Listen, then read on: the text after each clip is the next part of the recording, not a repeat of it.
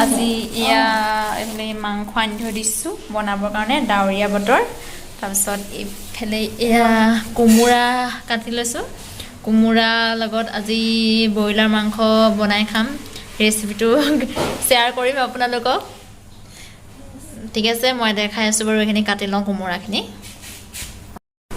নমস্কাৰ স্বাগতম জনাইছোঁ মোৰ SP আছামিজ এণ্টাৰটেইনমেণ্টৰ অন্য এটা ভিডিঅ'লৈ এতিয়া সন্ধিয়াতে চাহ খাই আজৰি হৈ ল'লোঁ অলপ ওলাই গৈছিলোঁ মানে বৰুৱা চাৰিআলিলৈ গৈছিলোঁ হিমাদ্ৰীক আনিবৰ কাৰণে হিমাদ্ৰীৰ পৰীক্ষা এটা আছিলে পিছত আহি সোমাই আছোঁহি ইমান ডাঙৰকৈ বৰষুণ দিছে নহয় আজি গাজনিও মাৰিছে বতৰটো ঠাণ্ডা কৰি ৰাখিছে আৰু তাৰপিছত আপোনালোকে মোৰ ভিডিঅ'বোৰ চাই বাৰু কেনেকুৱা পাইছে কমেণ্ট কৰি জনাবচোন আৰু আজি এতিয়া ভাত পানী বনাইছোঁ আৰু সময়ো হ'ল সেইকাৰণে আজি আপোনালোকলৈ এটা ৰেচিপি পঠাম আৰু ৰেচিপিটো চাই কেনেকুৱা পাই জনাব আপোনালোকেও এবাৰ ট্ৰাই কৰি চাব ঠিক আছে বলক দেখাওঁগৈ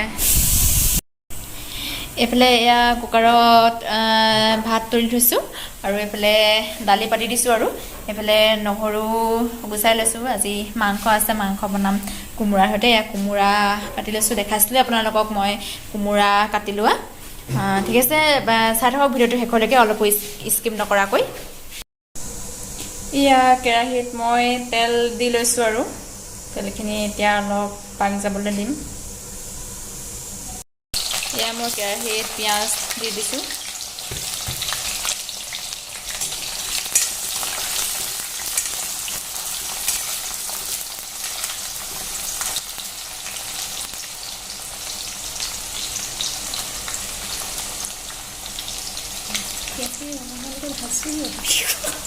নহৰু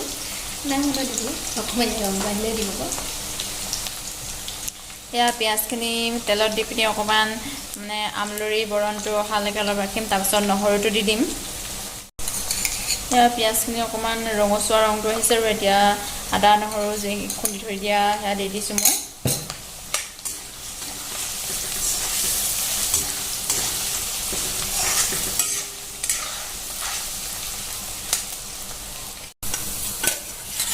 আদা নহৰু পিঁয়াজখিনি ভাজোৱাত এতিয়া মই মাংসখিনি কেৰাহীত দি দিছোঁ আৰু মাংসখিনি অকণমান ফ্ৰাই কৰি থাকিম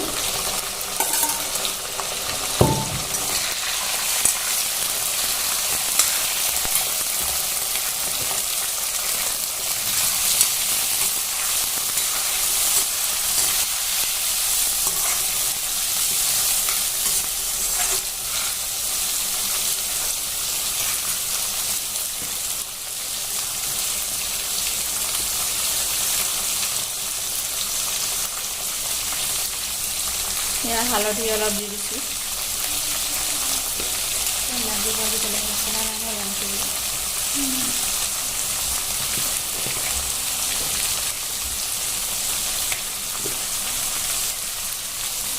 নিমখ দিব আৰু আপোনালোকৰ পৰিমাণ অনুযায়ী মই জোখমতে দি দিছোঁ আৰু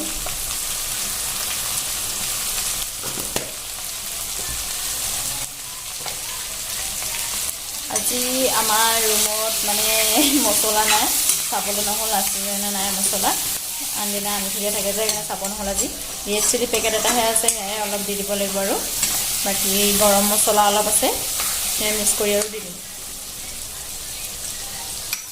সেয়া মাংসখিনি অকণমান তেলতে ফ্ৰাই হৈ থাকক তো অকণমান মানে ভালকৈ ফ্ৰাই হোৱালৈকে ৰাখিম আৰু ব্ৰইলাৰ মাংস ভালকৈ ফ্ৰাই নহ'লে খাবলৈ বেয়া লাগে ন অলপ কিবা পিছল অলপ হৈ থাকে যে সেইকাৰণে এয়া মাংসখিনি মই অকণমান লৰাই দিছোঁ ফ্ৰাই হৈছে আৰু ধুনীয়াকৈ অলপ ৰঙা ৰংটো আহিছে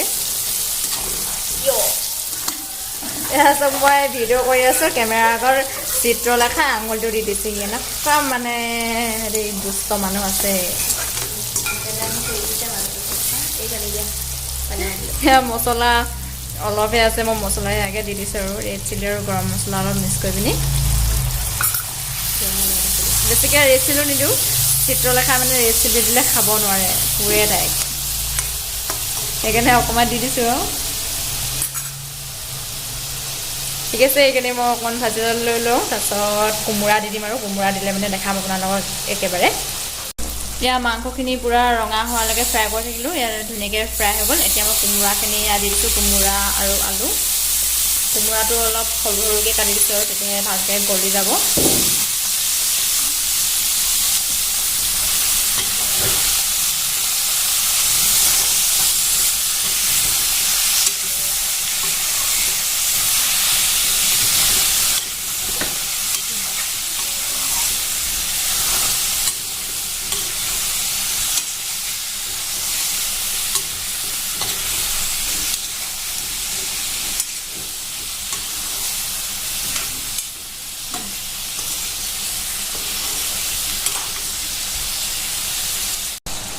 চব্জিখিনি অলপ লৰাই দিছোঁ।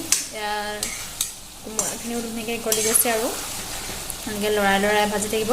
চব ইয়াত তেল কেনেকৈ বিৰিঙি আহিছে, ইয়াত ধুনীয়াকৈ তেল বিৰিঙি আহিছে। কেমেৰাটো ইফালে ফালে গৈছে, এফালে এনেকৈ চাই থাকোঁতে ধুনীয়া হৈ গৈছে পূৰা।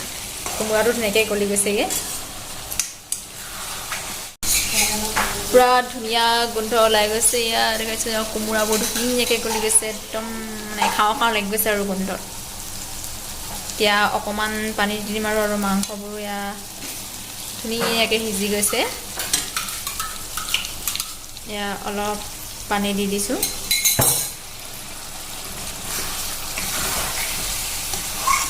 অলপ এতিয়া উতলিবলৈ দিম, অকণমান গ্ৰেভি টাইপত ৰাখিম আৰু